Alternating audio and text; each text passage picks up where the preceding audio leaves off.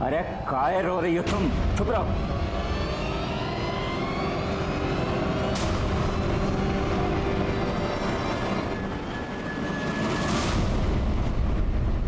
Body सबसे पहले किसने देखी?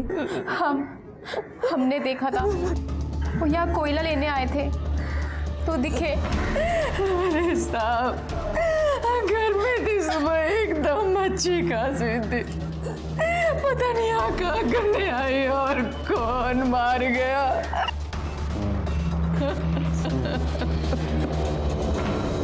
जा पूरे घर की तलाशी लो, देखो कोई कुल्हाड़ी या गंडासा जैसी चीज मिलती है क्या।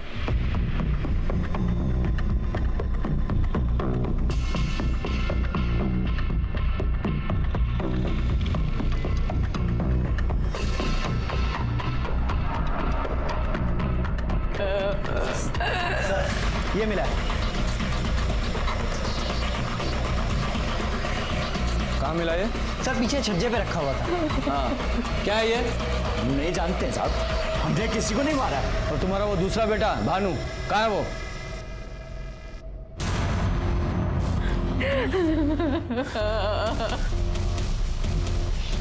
ये क्या हुआ मम्मी? दुल्हन चली गई बाबू। ये कैसे हुआ पापा? कहाँ थे तुम?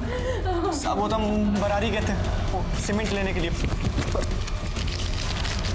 ये पर्ची रहा। ये तो कल की डेट की है।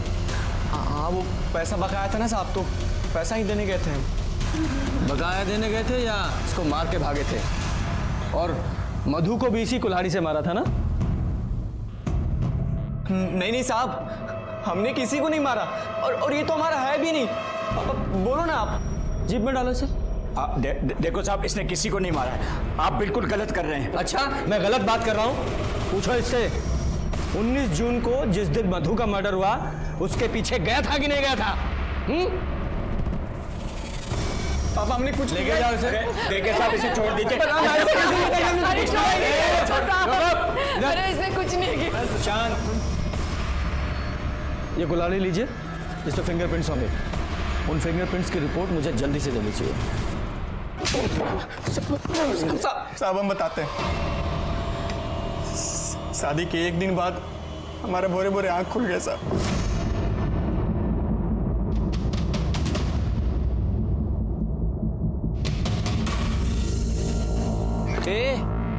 क्या चल रहा है?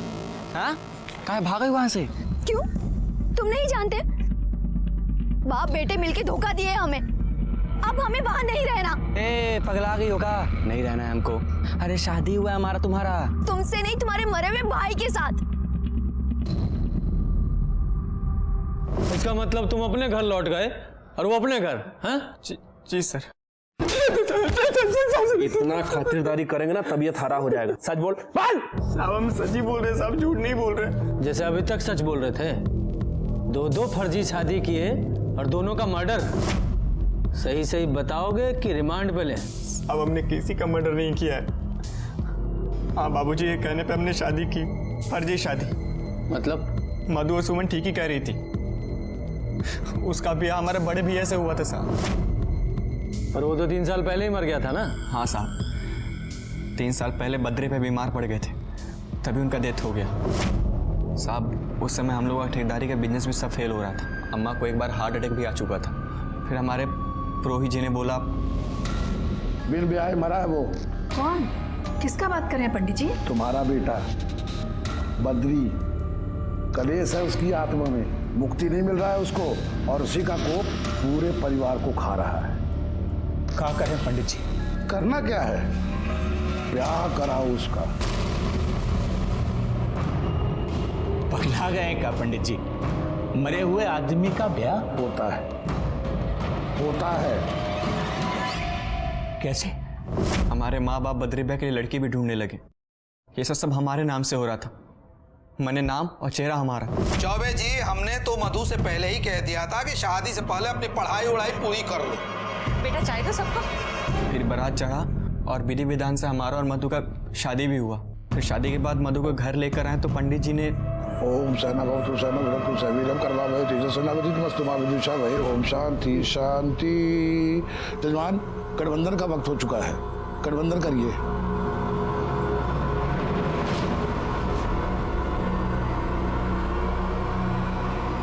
ये सब क्या हो रहा है? अरे कुछ नहीं बेटा, ये हमारे घर की रस्म है। इससे ना ग्रह पीड़ा शांत होती है, इसलिए तुम चिंता नहीं करो। जैसे जैसे पंडित जी बोल रहे हैं ना, वैसे वैसे करो।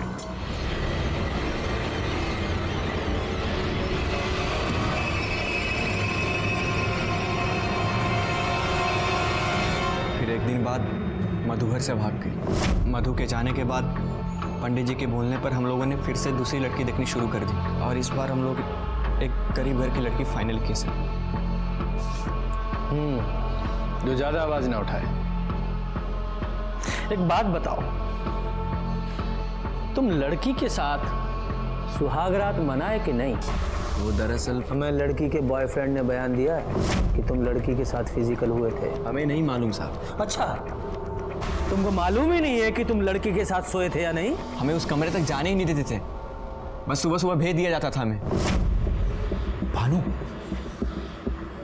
दिमाग खराब है क्या तुम्हारा? तुम्हारे बड़े भाई की बहू है, कहाँ घुसे जा रहे हो? चलो जाओ जाओ, सो जाओ जाओ चलो। माँ ने सुबह उठा दी और मधु के कमरे में भेज दी।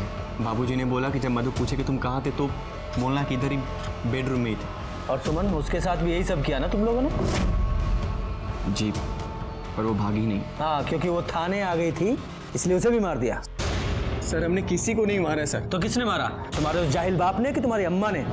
तुम्हारे घर से कुल्हाड़ी मिली है और उसके फिंगरप्रिंट्स की रिपोर्ट बस आने वाली है। सर आपको जो जांच कराना ना करा लीजिए, पर सच बात यही है कि हमने किसी को नहीं मारा। फिर वो फर्जी शादी और वो शादी जो तुम्हारे मरे हुए भाई से हुई थी, वो सब दोनों लड़कियों को कैसे मालूम हुआ?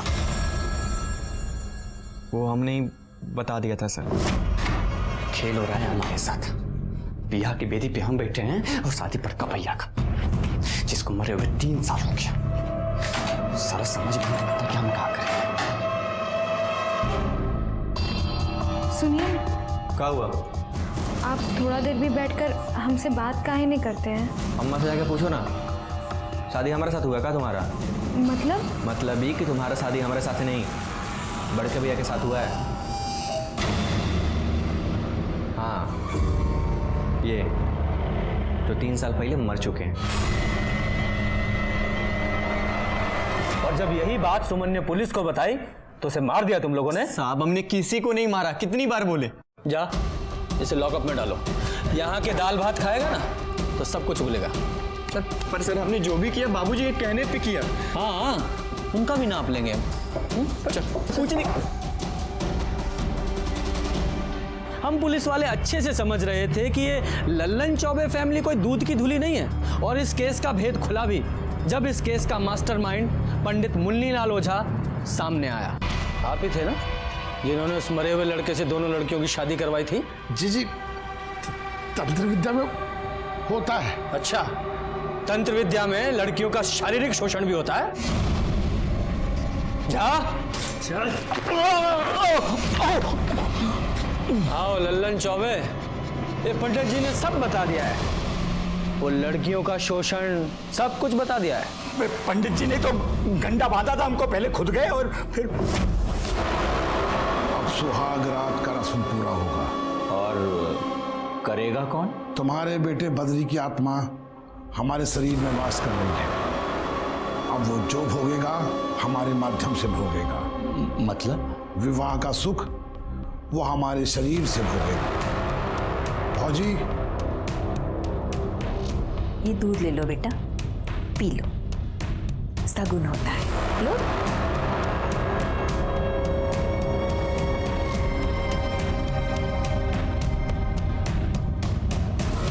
बस नहीं, पूरा पी लो बेटा, सगुन होता है ना, पूरा पी लो।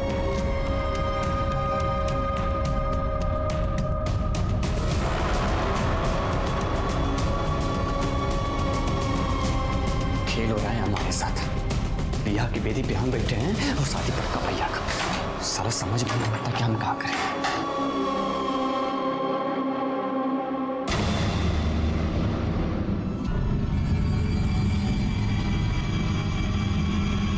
अब आप लोग बाहर जाइए।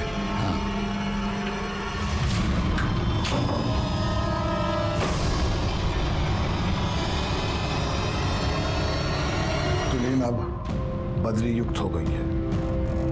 अब जो भी इसको पहनेगा बद्री उसके माध्यम से सुख प्राप्त करेगा।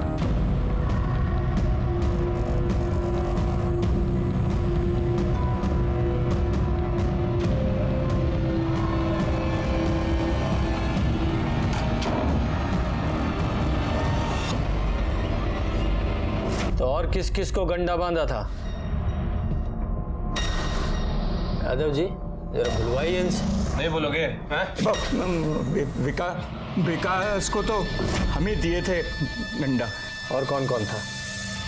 गांव में है 2-4 लोग और भी। और सुमन के साथ भी?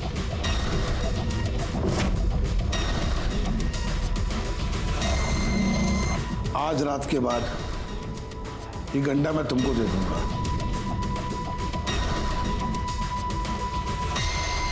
नवने आदमी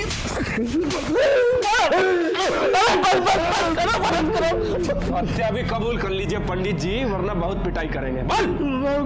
कोई हत्या नहीं करी हमने, तुमने कोई हत्या नहीं करी हमने। चौबे तुमने? नहीं साहब, हत्या बिल्कुल नहीं। हत्या नहीं कि हम मरे हुए बच्चे की सौगंध खा रहे। जो कुछ किया था सब बक दिया ना आपके सामने, पर हत्या हमने नहीं की साहब, बिल्कुल नहीं की। यादव जी इन्हें यहीं चढ़ाओ, बलात्कार और जालसाजी का केस लगाओ। सर बैठो यहाँ पे।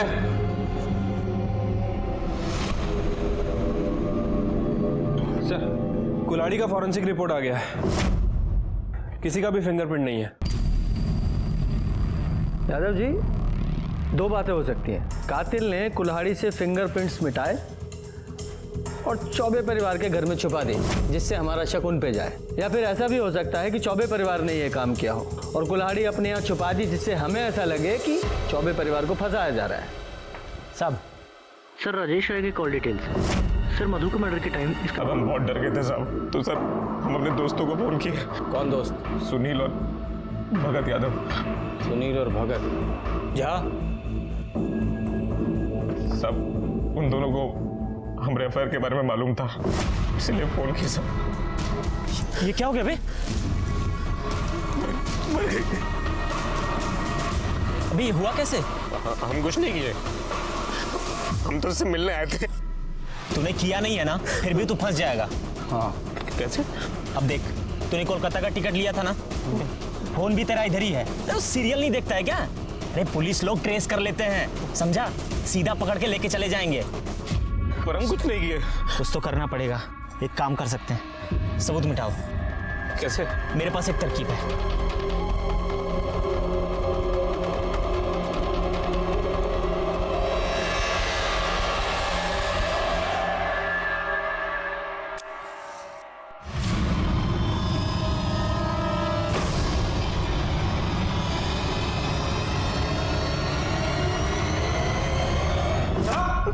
हाँ यही है ना तुम्हारे साथ के वो 2 महारथी, तुम्हारे दोस्त? सर हम तो बस दोस्त की मदद करने की नीयत से सब किया साहब। और कौन कौन था तुम्हारे साथ? कोई नहीं सर, सूटकेस हम अपने घर से लाए सर, और पेट्रोल दोस्त से मंगवाया था सर। काहे कि वहाँ पेट्रोल पंप पे सीसीटीवी लगा है सर। टीवी सीरियल बहुत देखते हो ना तुम लोग, अब असली थाना देखो। अच्छा चीवी सीरियल में ये एविडेंस मिटाने का मतलब नहीं बताते कि इसका नतीजा क्या होता है? सर हम लोगों ने मधु को नहीं मारा सर, नहीं मारा सर हमने। चुप! एविडेंस मिटाए तुम लोगों ने और वो अपराध है। क्या प्रूफ है तुम लोगों के पास कि तुम लोगों ने मर्डर नहीं किया? ये तो साबित होना बाकी है। सर इन तीनों की बातों से तो बिल्कुल पता नहीं चला है कि आखिर मधु का मर्डर किसने किया। अरे हमको तो इन तीनों के बयान पे ही विश्वास नहीं है। अरे 5 मिनट के अंदर कैसे कोई किसी को मार के जा सकता है? बहुत मुश्किल है सर। साहब ये सुमन का पोस्टमार्टम रिपोर्ट। हाँ ठीक है। स्पाइनल कॉर्ड टूटा हुआ है, गहरा जख्म है। यादव जी ये मधु की पोस्टमार्टम रिपोर्ट निकालिए सर। लीजिए सर। ये देखिए, ठीक वैसा ही गहरा जख्म का साइज भी 5 से 5.5 इंच के बीच। यादव जी ये तो कंफर्म है कि दोनों लड़कियों को एक ही आदमी ने मारा है। क्या कर रही है पुलिस? हाँ हमारे बेटे के हत्यारे को अब तक क्यों नहीं पकड़ा? कौन शोर मचा रहा है? देखो सर। हम ऊपर तक जाएंगे, मीडिया को बुलाएंगे, हम छोड़ेंगे नहीं किसी को। देखना क्या हुआ है? हाँ? क्या हुआ? क्या हुआ हमारे बेटे के केस का? हाँ, कहाँ है हत्यारे लोग? फांसी पे चढ़ा दीजिए उन चौबे और उसके परिवार वालों को। हत्यारे कहीं के पापी लोग हैं उन लोग। छोड़ना नहीं किसी काम कह रहे हैं आपको। अरे तुम यहाँ क्या कर रहे हो? अरे पुलिस अपना काम करे। चलो चलो घर चलते हैं। माफ कीजिएगा साहब, क्या है ना कि बेटी के कारण थोड़ा सा परेशान है। चलो पुलिस अपना काम करेगी। हमारे बेटे के हत्यारे को छोड़ना नहीं। हाँ, पता चल रहा है। हम किसी को नहीं छोड़ेंगे हमारे बेटे के हत्यारे को।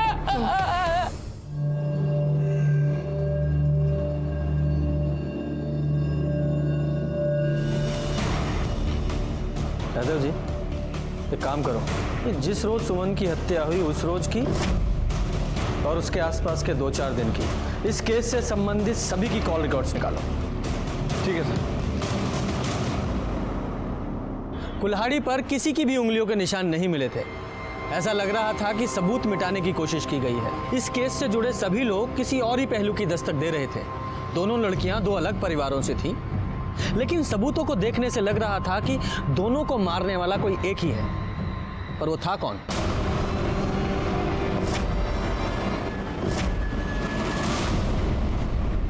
शाह साहब, आप लोगों से कितनी बार कहा है ये ग्लास हमेशा पानी से भरा होना चाहिए। अगर आप लोगों से नहीं होता एक जग ला के रख दो, मैं खुद ही भर लिया करूंगा। हाँ, जाइए। सर, सभी के फ़ोन रिकॉर्ड्स चेक किए, लेकिन किसी के फ़ोन रिकॉर्ड्स में कुछ मिला नहीं है। लेकिन सर, ये प्रकाश के फ़ोन रिकॉर्ड्स में कुछ अजीब दिख रहा है।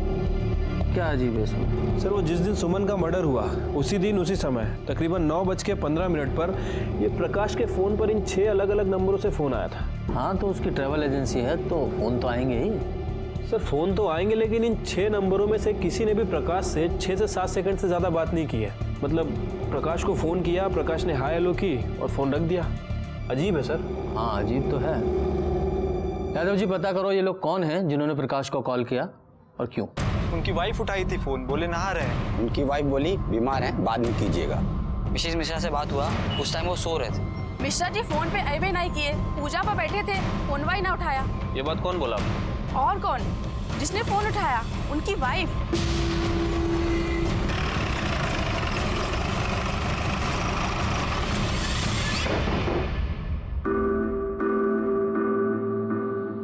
मिश्रा जी कहाँ है? बुलाइए जरा। क्या बात है? वो मार्केट गए हैं। अच्छा, जैसे 14 अगस्त को गए थे? मतलब मैं समझी नहीं। यादव जी, ये देखिए, ये आपके पति के कॉल रिकॉर्ड्स की डिटेल है। 14 अगस्त को सुबह 9:15 बजे के आसपास आपके पति के मोबाइल पर 6 अलग अलग लोगों के कॉल आए थे जो आपने उठाए थे। एक बार वो बीमार थे, दूसरी बार स्नान करने गए थे, फिर वो पूजा कर रहे थे और भी कई चीजें। कैसे कर लेते हैं आपके पति इतना सब कुछ एक साथ? बोलिए। वो हम कह दिए ना, हमें याद नहीं है। अच्छा, तो आपको याद नहीं है तो थाना ले चलते हैं आपको, तब याद आ जाएगा। संगीता, बैठाओ ना जीप में। चलिए, आइए। नहीं, छोड़िए। अरे चलिए। हमने कुछ नहीं किया। हम क्या हम बताते हैं। हम बोले थे इनको ये सब मत करो। अरे कहाँ जा रही हो? से मिलने जा रहे हैं हम। रुक। मतलब ये हुआ कि अभी ससुराल से भाग के आई है, अब फिर दोबारा मुंह में करिखा पोतने के लिए बाहर जा रही हैं? हमने अपना मुंह काला नहीं किया, आप लोगों ने हमारा मुंह काला किया। आप लोगों की इज्जत बचाने के लिए हमने अपनी खुशी की बलि चढ़ा दी। लेकिन अब बस, अब ना हम किसी के बारे में नहीं सोचेंगे, अब हम अपने बारे में सोचेंगे। मधु, मधु, आप रहने दीजिए, हम बात करते हैं उससे। मधु, अरे चुप रहो तुम, सर पे चढ़ा के रखा है इसको, हैं? पूरे गांव में इज्जत चली जाएगी हमारी। चुप रहो तुम। मधु, दरवाजा खोल मधु। अरे मधु, मेरी बात मत सुन। अरे मेरी बात तो सुन। अरे नहीं रहना हमें। मधु बेटा, सुनो तो मेरी बात। मधु,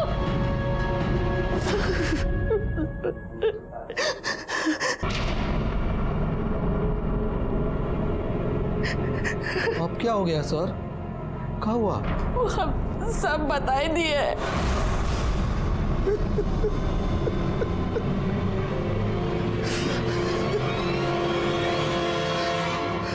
सर, हम उस दिन मधु के पीछे गए थे, और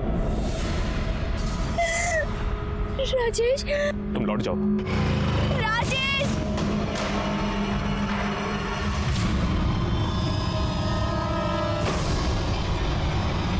इज्जत के लिए बेटी को मार दिया, लौटा इज्जत। और सुमन को मार के क्या हासिल हुआ? उसको भी आपने मारा ना? हम जानते थे सर कि एक दिन मधु का लाश पुलिस को मिलेगा और पुलिस का पूरा शक जो है लल्लन और उसकी फैमिली पर जाएगा। और उस शक को पक्का करने के लिए सुमन को मार दिया। जी सर, सुमन ने हमारा कुछ नहीं बिगाड़ा था सर, लेकिन उन लोगों ने उसकी भी लाइफ बर्बाद कर दी थी। एक दिन मुझको पता चला कि सुमन ने उन लोगों के ऊपर केस किया है, तो उस दिन से उसके घर में हम निगरानी रखने लगे थे। और परसों सुमन जब इंतकाम लेने वाला इंसान हमेशा दो कब्र खोदता है, एक उसकी जिसको वो मारता है और दूसरी खुद की।